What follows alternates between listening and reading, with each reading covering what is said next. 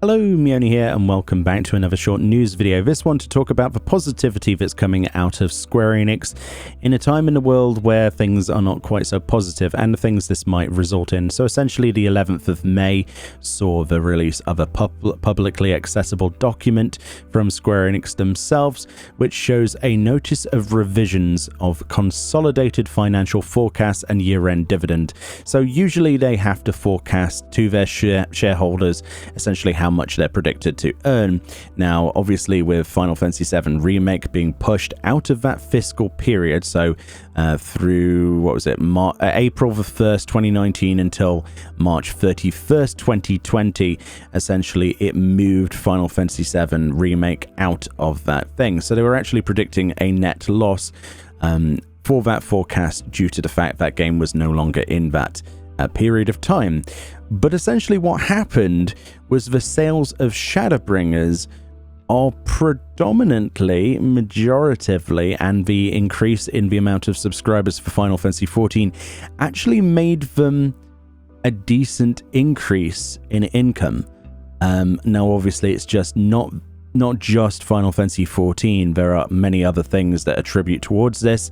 As we can see here, well, let's just read this out. The reasons for revisions, they say, for this document. The company now expects lower net sales than previously anticipated under its consolidated financial forecast for the fiscal year through March 31st, 2020.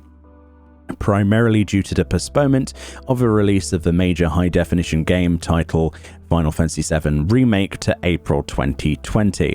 By contrast, despite booking valuation losses related to its content production account, the company now expects higher operating income, ordinary income, and profit attributable to owners of parent than previously anticipated under its forecast because of contribution profit from expansion pack sales and subscriber growth for the massively multiplayer online role-playing game Final Fantasy XIV in its MMO sub-segment.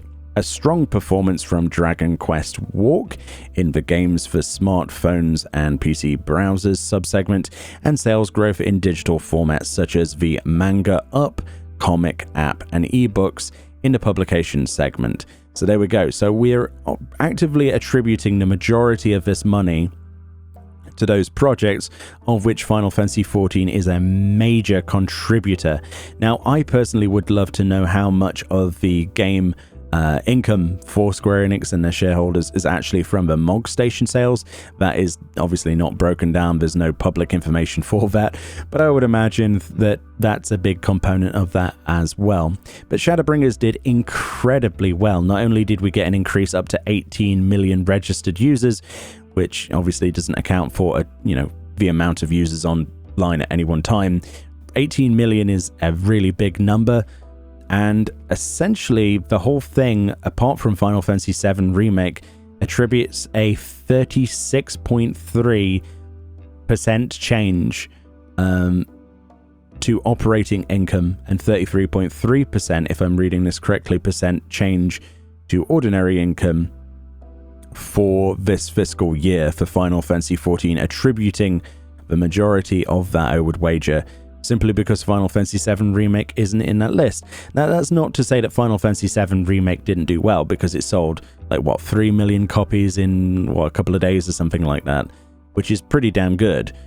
But Final Fantasy XIV is really pulling in some crazy numbers right now, and this document just goes to further bolster that. I thought I'd make this video because it's quite eye-opening to me, and hopefully this does reflect in the game later on when it comes to content development, to continue the perfect standard that, so far in my opinion, is a perfect standard of content delivery.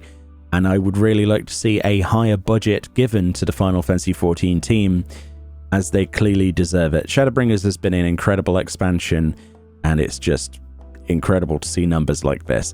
Anyway, let me know what you think about this. I'm no sort of financial analyst in any way, shape or form. I'll link this in a description for you to go and look through on your own time. And yeah, let me know what you think. I'm pretty hyped about the future based on this. It's definitely not going to be taken money from, let's put it that way. So hopefully the budget increases for the next expansion. But thank you kindly for watching, and I'll speak to you all next time.